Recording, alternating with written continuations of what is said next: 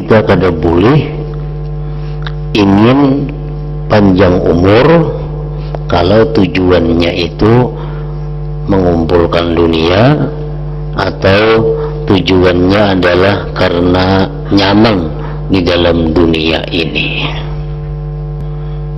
Kita boleh menghendaki panjang umur, kita boleh menghendaki hidup berlama-lama di dunia, tapi dengan beberapa persyaratan-persyaratan yang ditentukan.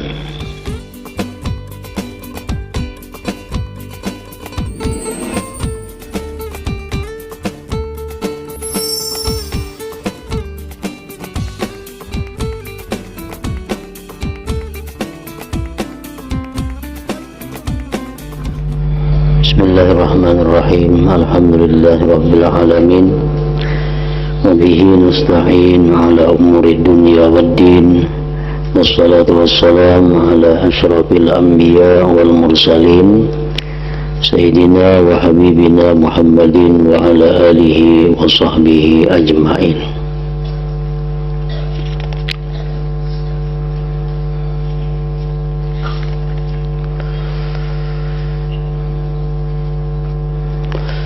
Kemudian angan-angan itu ada dua macam. Yang pertama angan-angan umum, yang kedua dan angan-angan khusus.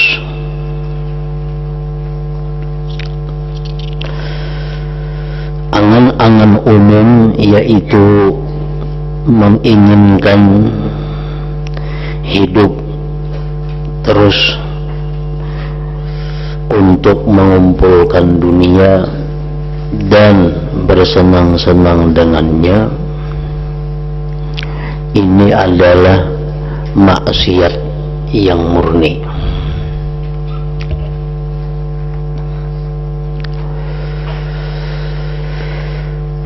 Artinya, apabila dalam hati kita ingin panjang umur, ingin lama hidup di dunia untuk mengumpulkan harta benda, atau karena senang hidup di dalam dunia ini, maka itu adalah merupakan satu maksiat hati yang murni. Artinya kita berdosa.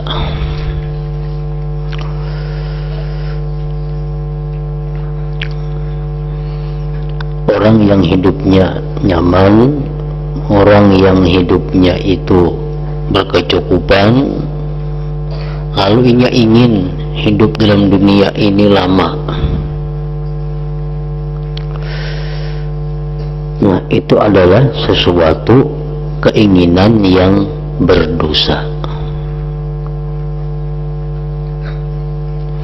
Atau ia ingin hidup dalam dunia ini lama, tujuannya untuk mengumpulkan harta benda. Nah, itu pun adalah keinginan yang disebut Imam Ghazali dengan maksiat yang murni.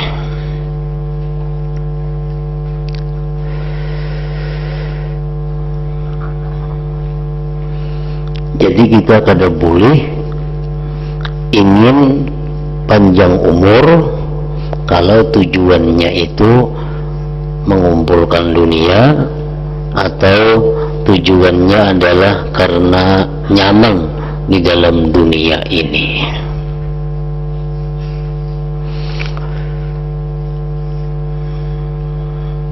Kita boleh menghendaki panjang umur, kita boleh menghendaki hidup berlama-lama di dunia, tapi dengan beberapa persyaratan-persyaratan yang ditentukan.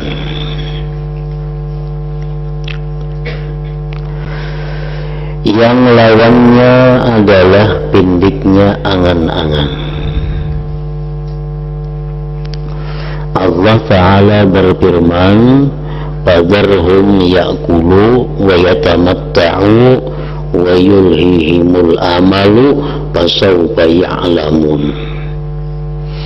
Artinya biarkanlah mereka itu makan dan bersenang-senang serta disibukkan oleh angan-angan mereka, maka mereka bakal mengetahui akibat perbuatan mereka itu, orang-orang yang kafir maksudnya.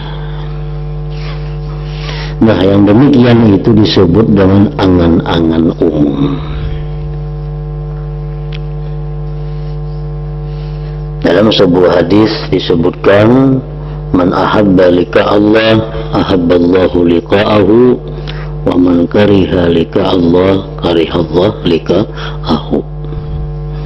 Orang yang ingin berjumpa dengan Allah, maka Allah pun ingin berjumpa dengan dia. Orang yang tidak suka berjumpa dengan Allah, Allah pun tidak suka berjumpa dengan dia.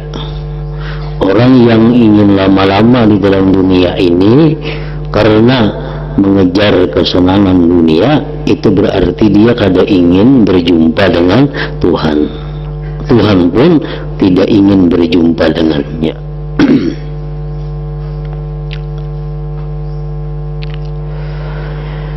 Sedangkan angan-angan khusus, yaitu menginginkan terus hidup untuk menyempurnakan amal yang baik. Nah, ini angan-angan khusus. Aku masih kada hendak lagi mati karena masih banyak dosa, hendak tobat, memperbaiki diri dahulu. Aku hendak panjang umur, kepingin panjang umur, nyaman banyak beramal kebaikan, banyak beramal soleh. Nah, itu angan-angan khusus. Bolehkah yang demikian itu? Angan-angan ini mengandung hal yang mengkhawatirkan. Mengkhawatirkan artinya belum tentu boleh, belum tentu baik. Kita bakal hendak di dalam hati panjang umur, tapi tujuan kita hendak beribadah. Baik atau kada, belum tentu baik. Ini mengandung hal yang mengkhawatirkan, yakni sesuatu yang tidak diyakini kebaikannya. Sebab kadang-kadang seseorang dalam melakukan kebaikan atau menyempurnakannya itu tidak ada bagusnya karena terjerumus ke dalam ujub atau riya atau afat penyakit lain.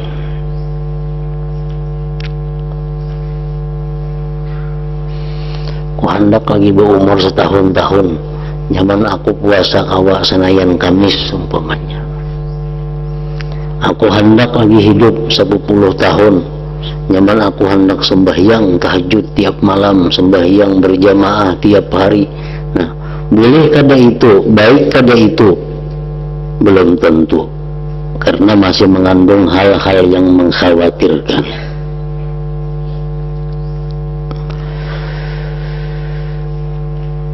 Dikhawatirkan apa? Di dalam melaksanakan apa yang kita angan-angan itu ada tercampur nantinya dengan ujub atau riya atau penyakit yang lainnya, di mana kebaikan yang dilakukan tidak seimbang dengan afatnya. Amal ibadah yang kita lakukan, khususnya amal ibadah yang sunat kita lakukan, tetapi di situ ada dalamnya ujub, di dalamnya ada riya, maka ada seimbang manfaat yang kita dapat dengan penyakit yang kita dapat.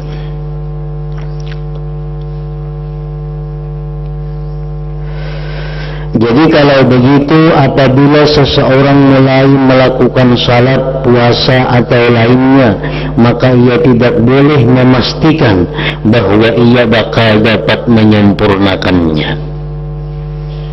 Kalau kita melakukan puasa, Lalu kita kada boleh memastikan puasa kita ini sampai tuntung.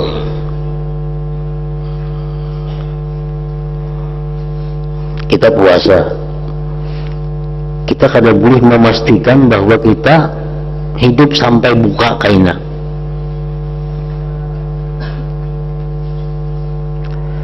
Sebab kesempurnaan itu merupakan perkara yang samar. Sebab kita kada tahu amun berumur sampai maghrib. Mun kita memastikan, nah itu tak salah ngarannya.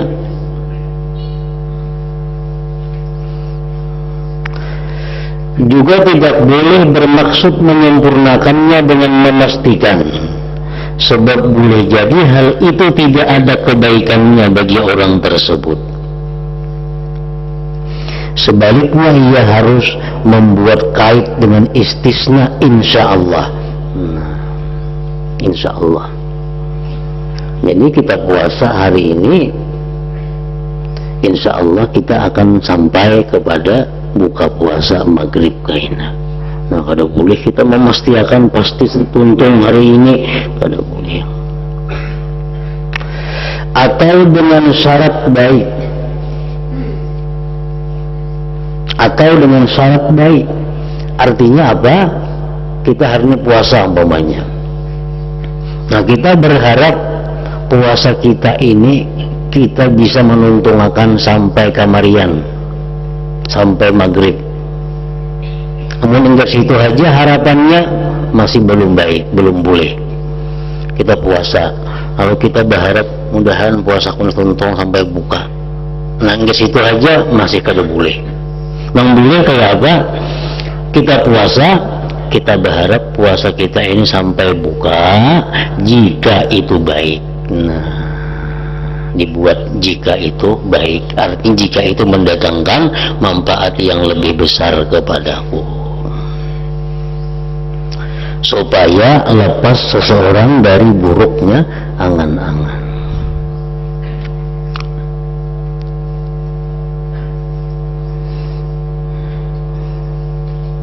Ini orang bertakun, puasa ke hari ini? Insya Allah puasa. Nah, sebab kita kadang-kadang memastikan puasa kadarnya itu menjelang maghrib sampai atau kada. Yang kedua, bolehkah kita mengingini bahwa puasa kita ini tunai sampai maghrib? Sekadar mengingini puasa tunai sampai maghrib itu belum boleh. Yang boleh kayak apa? Amun itu baik bagiku. Nah, mudahan puasa sunatku ini sampai maghrib, amun itu mendatangkan kebaikan. Amun itu mendatangkan kebaikan. Sebab puasa sunat itu kita lakukan, kalau di dalamnya ada riya, dalamnya ada ujub, pahalanya kada sesuai dengan dosa yang didapat. Allah Ta'ala telah berfirman kepada Nabi-Nya Muhammad sallallahu alaihi wasallam, "Wa la taqulanna li syai'in inni fa'ilun dzalika ghadan illa ayyasha Allah." Artinya, janganlah sekali-kali engkau mengucap pada sesuatu, aku akan melakukan sesuatu itu besok, kecuali jika Allah menghendaki. Artinya jangan berjanji kepada orang tanpa ada insya Allahnya. Itu dilarang oleh Allah. Wala, jangan berkata kamu kepada jangan sekali-kali engkau mengucapkan pada sesuatu, aku akan melakukan sesuatu itu besok, kecuali jika Allah menghendakinya.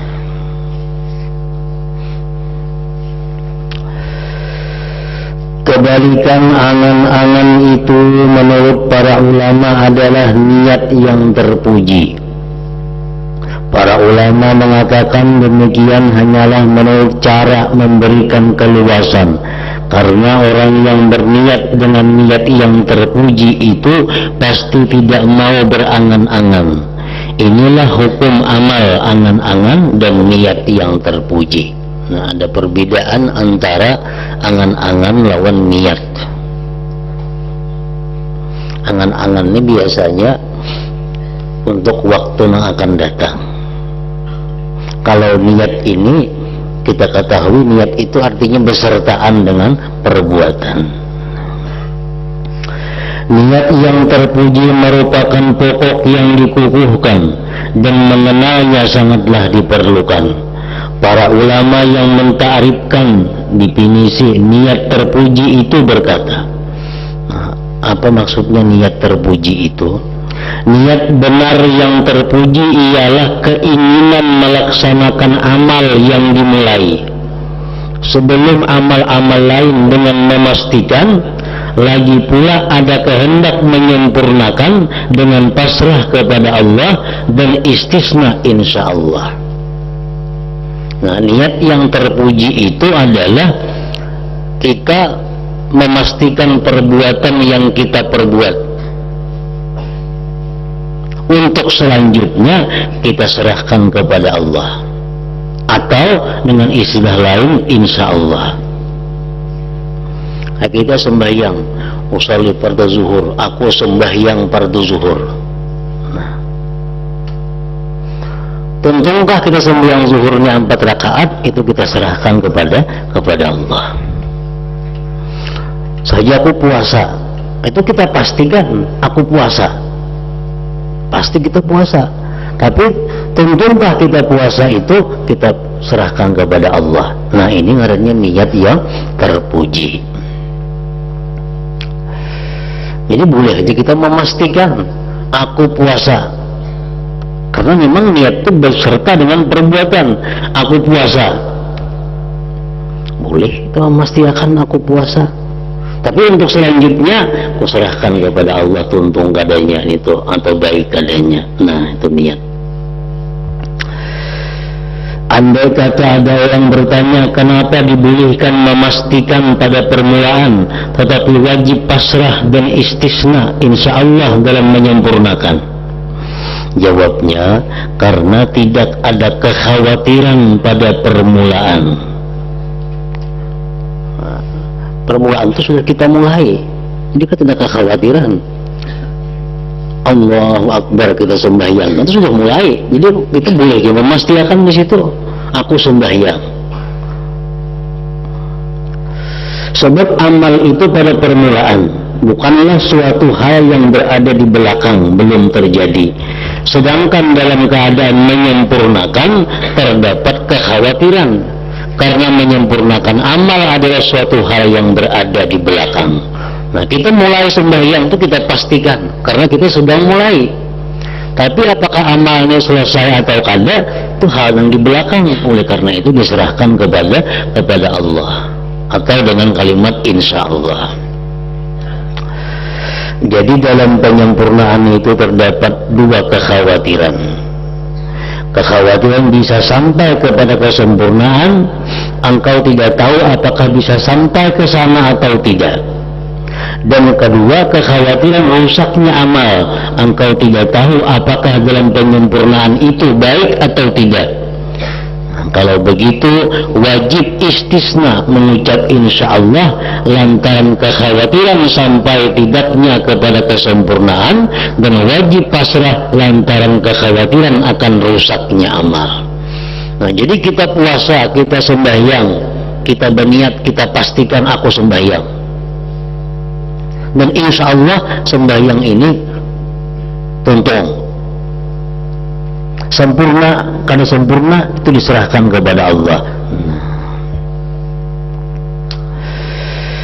Apabila engkau telah mendapatkan iradah kehendak menurut syarat-syarat ini, maka ketika itu iradah menjadi niat yang terpuji, yang mengeluarkan dari batas dan afat angan-angan yang melantur. Renungkanlah sungguh-sungguh, begitulah keterangan yang benar. Nah, jadi kesimpulannya bahwa kalau kita mengingini hidup dalam dunia ini untuk bersenang-senang dengannya, itu satu maksiat. Kalau kita mengingini hidup di dalam dunia ini untuk tujuan beribadah, itu pun belum tentu baik. Boleh kita hidup dalam dunia ini mengingini beribadah, tujuan ibadah, tetapi mesti ada ditambah jika itu lebih baik. Nah, jika itu membawa kebaikan. Karena kada sedikit ibadah-ibadah itu akibatnya rusak karena hal-hal yang merusak ibadah. Ayolah kita hendak hidup dalam dunia berlawas-lawas, tapi tujuan kita adalah mengabdi kepada Allah dan membawa kebaikan. Dan ketahuilah bahwa binting pendiknya angan-angan adalah ingat mati, dan binting untuk menjaga binting pendiknya angan-angan adalah ingat akan mendadaknya kedatangan maut. Kedatangan maut tanpa disangka-sangka dan dalam kelingahan, padahal hamba masih dalam keadaan terbujuk nafsu dan lemah dalam beramal. Jagalah keterangan ini dan laksanakanlah, karena setiap orang Islam tentu sangat memerlukan keterangan ini. Tinggalkanlah kebiasaan menyia-nyiakan waktu untuk mengobrol dan bertengkar dengan orang lain. Mudah-mudahan Allah berkenan memberikan taufik dengan anugerahnya. Tentang dengki, maka ia adalah keinginan hilangnya nikmat-nikmat Allah Ta'ala dari saudaranya sesama muslim, apa saja yang mengandung kebaikan baginya. Jika engkau tidak menginginkan hilangnya nikmat, tetapi engkau ingin memperoleh seperti apa yang telah diberikan Allah kepada saudaranya sesama muslim, maka namanya ghibtah, dambaan. Kita kepingin kayak orang itu berhasil, dunianya baik, ibadahnya baik, kepingin hendak kayak orang itu tanpa menghendaki orang itu hilang nikmat. Nah, itu ngarannya ghibtah, lain dengki. Dengki itu menghendaki orang lain sengsara. Ghibtah inilah yang maksudkan oleh Rasulullah SAW, la hasada illa fitnain. Tidak boleh mendambakan nikmat yang diberikan kepada orang lain kecuali dalam dua perkara. Rasulullah menggunakan kata hasad, tetapi yang beliau maksud adalah ghibtah, karena kedua kata tersebut hampir sama. Hasad itu artinya adalah mengingini hilangnya nikmat orang lain. Ghibtah meniru hendak kayak orang lain tanpa mengingini hilang nikmat dari orang lain.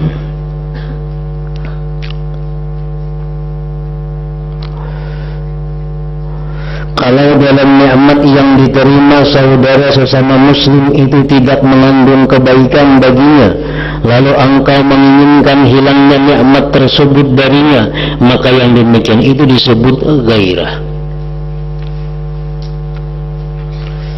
Ada manusia diberi Allah nikmat, tetapi nikmat itu disalahgunakannya. Lalu kita ingin agar orang itu hilang nikmatnya. Nah, itu ngarannya gairah, lain dengki. Ada orang diberi Allah harta berlimpah ruah, harta berlimpah ruah, tapi digunakannya untuk maksiat.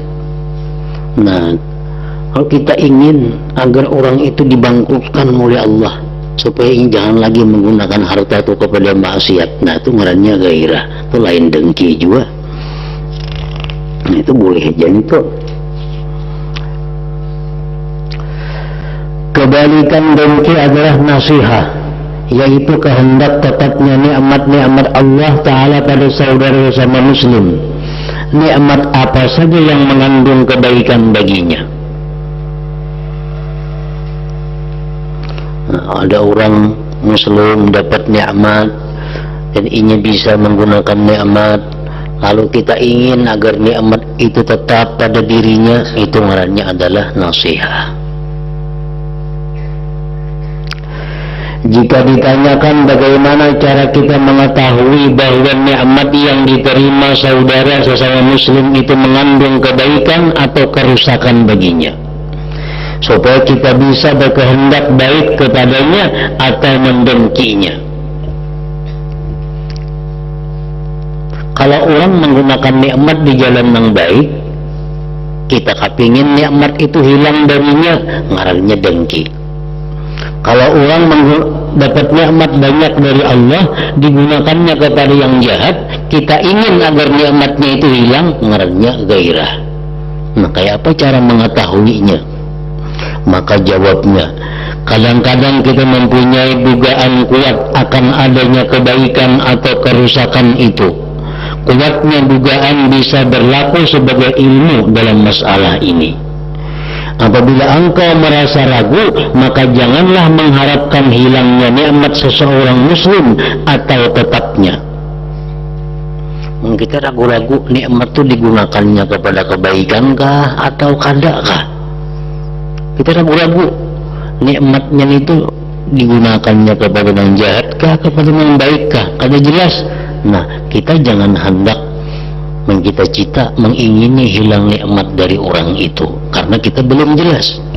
Kecuali bila engkau beri kait dengan pasrah dan syarat baik, kecuali kita beri syarat, ya Allah, amun nikmat kawan ulun itu digunakannya kepada kebaikan, tetap akan nikmatnya tambahi. Tapi jika nikmat kawan ulun itu digunakannya untuk maksiat, hilangkan nikmat daripadanya. Nah, dipakai kait demikian, agar engkau terlepas dari hukum hasad dengki dan bisa menemukan faidah nasihat. Binting nasihat yang dapat mencegah dengki ialah selalu ingat apa yang diwajibkan Allah Ta'ala, yaitu saling mengasihi di antara sesama muslim.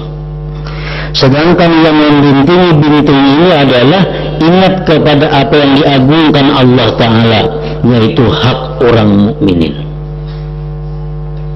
pangkat yang diluhurkan Allah dan bagian orang mukmin di hadapan Allah, yaitu kemuliaan yang agung di akhirat, serta keuntungan besar yang engkau dapatkan di dunia dan akhirat, seperti saling menolong, bantu-membantu, perkumpulan-perkumpulan jamaah dan salat Jumat, lalu syafaat yang bisa engkau harapkan di akhirat dan sebagainya. Semua itu termasuk hal yang mendorong engkau supaya bernasihat kepada setiap orang Islam. Jadi nasihatnya itu artinya bukan berarti ceramah. Nasihat itu bukan artinya memadahi.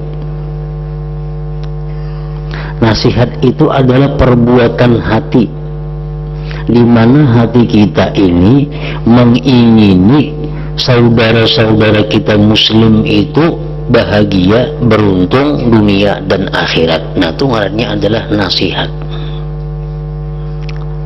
Masalah kita menceramahi itu hanya bagian dari nasihat.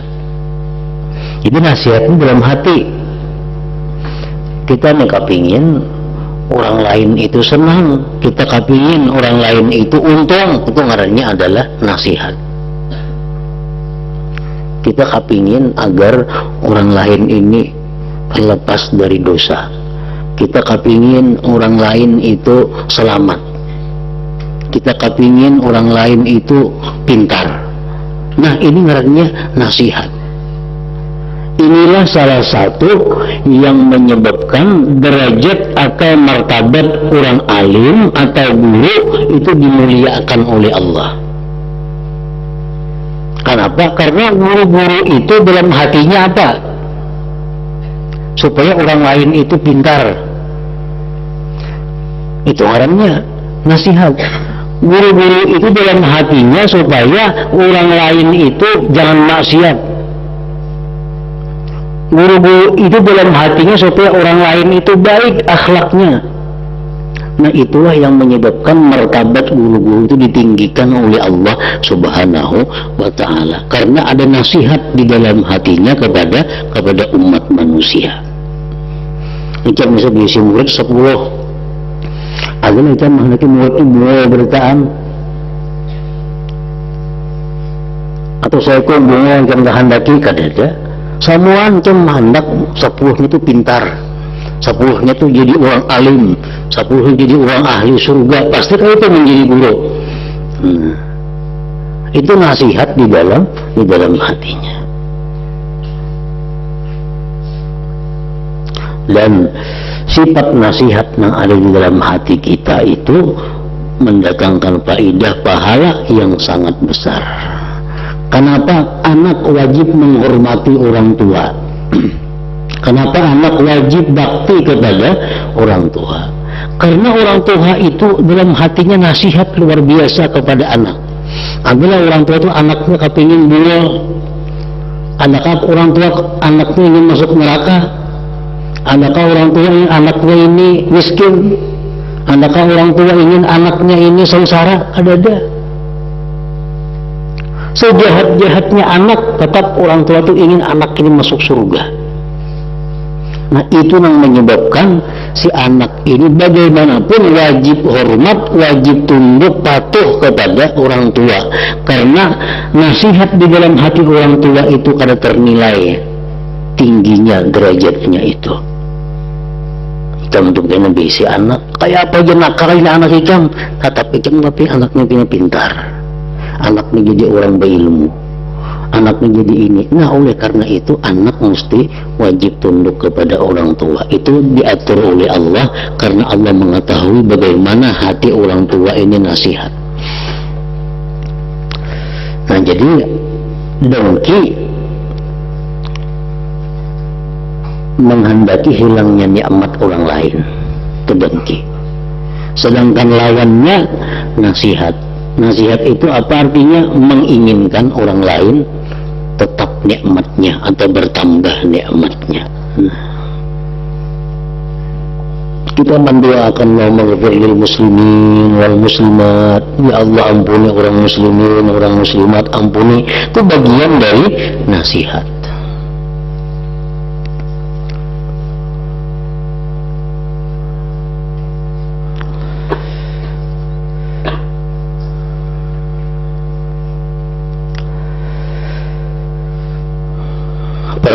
Perkumpulan jamaah dan salat Jumat lalu syafaat yang bisa engkau harapkan di akhirat dan sebagainya, semua itu termasuk hal-hal yang mendorong engkau supaya bernasihat kepada setiap orang Islam.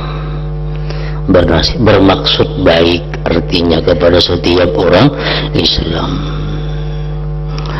dan menjauhkan engkau dari tindakan dengki terhadap nikmat yang diberikan Allah Ta'ala kepada saudara engkau. Adapun tergesa-gesa adalah suatu sifat yang tetap dalam hati yang mendorong untuk melakukan sesuatu, begitu terlintas di dalam hati tanpa menelitinya terlebih dahulu, melainkan langsung saja mengikuti dan mengerjakannya. Nah, ini ajalah, bahasa agamanya ajalah, tergesa-gesa. Napakah anak hati Dewi? Kada memikirkan ini baik kada, nah, minta pendapat perlukah atau kada.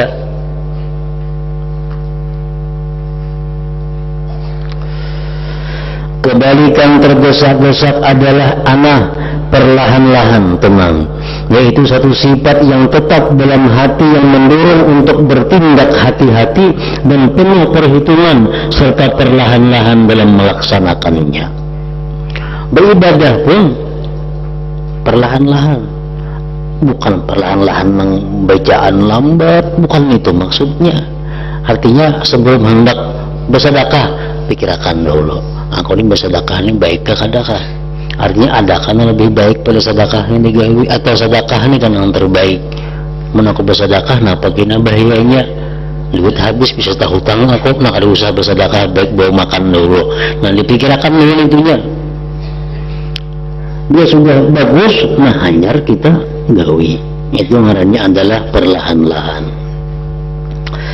Pendahuluan anak adalah mengingat sedisi kekhawatiran dalam segala persoalan yang dihadapi manusia dan berbagai penyakit yang menakutkan. Juga mengingat faidah perenungan dan kehati-hatian yakni selamat, serta kerugian menutup jalan dan terburu-buru yakni penyesalan dan celaan. Ibadah yang dilakukan tetapi sesudahnya menyesal, maka ibadah itu gugur pahalanya. Nah, kita beribadah, nonton beribadah, menyasar. Aku pang tadi sembahyang, habis itu dapat orang berbagi duit.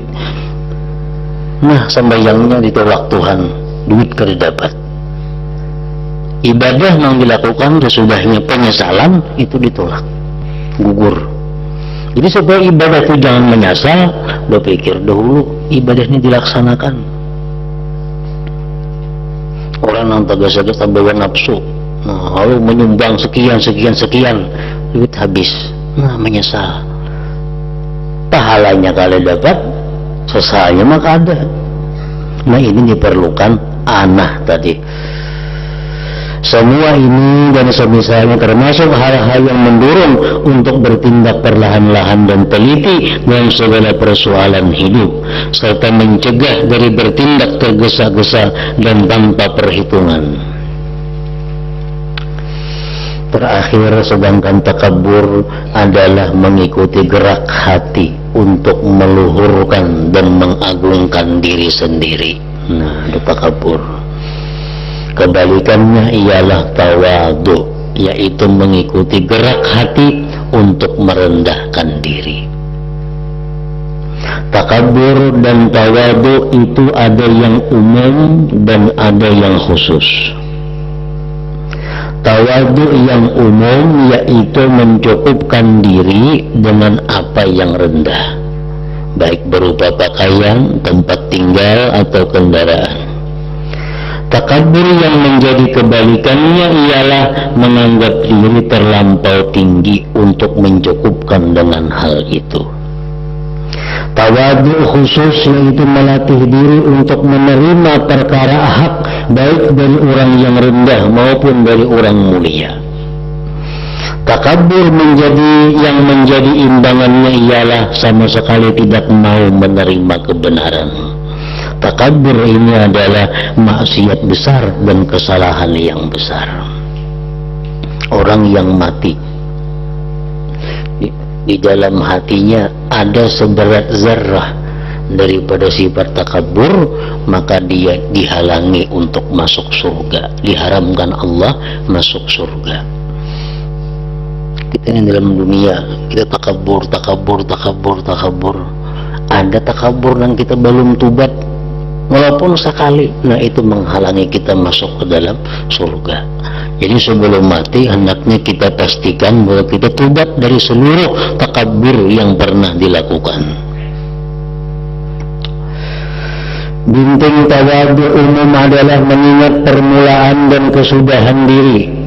Kayak apa supaya bisa tawadu? Mengingat permulaan dan kesudahan diri engkau serta apa yang engkau hadapi pada waktu hidup ini, yakni bermacam-macam afat dan kekuturan. Sebagaimana dikatakan oleh sebagian ulama, permulaanmu adalah setitis air mani yang menjijikkan. Kita hendak bersumbung-sumbung, padahal awalnya kita ini setitis air mani yang kotor, dan akhirnya adalah bangkai yang busuk.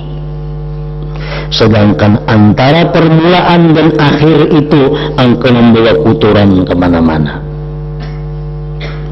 Binting tawadu khusus yaitu mengingat-ingat siksa orang yang menyeleweng dari kebenaran, yang terus-menerus berada dalam kebatilan. Kayak apa supaya bisa tawadu? Nah, kita ingat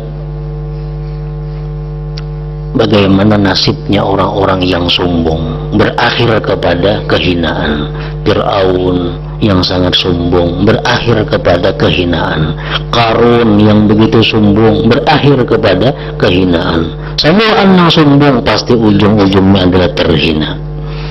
Nah, kiranya keterangan ini cukup bagi orang yang waspada. Semoga Allah Ta'ala berkenan memberikan taufik kepada kita semua. Amin ya rabbal alamin.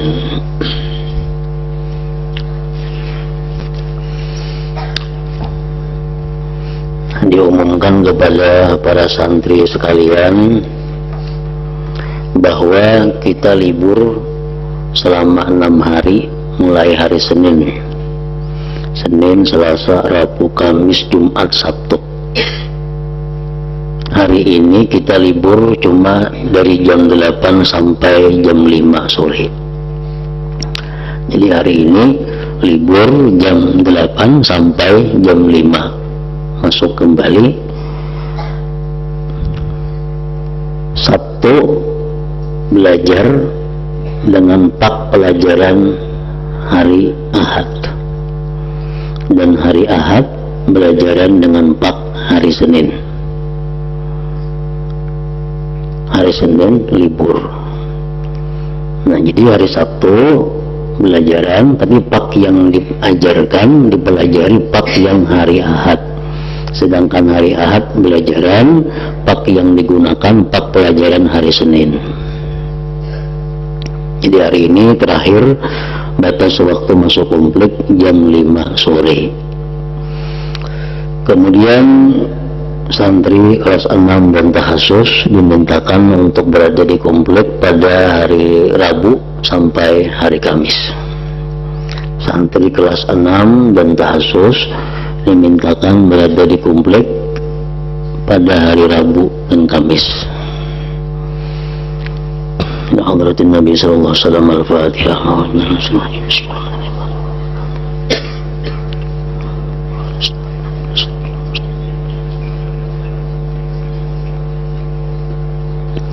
Bismillahirrahmanirrahim. Alhamdulillah rabbil alamin. Allahumma salli wa sallim ala sayyidina Muhammad wa alihi wa sahbihi ajma'in.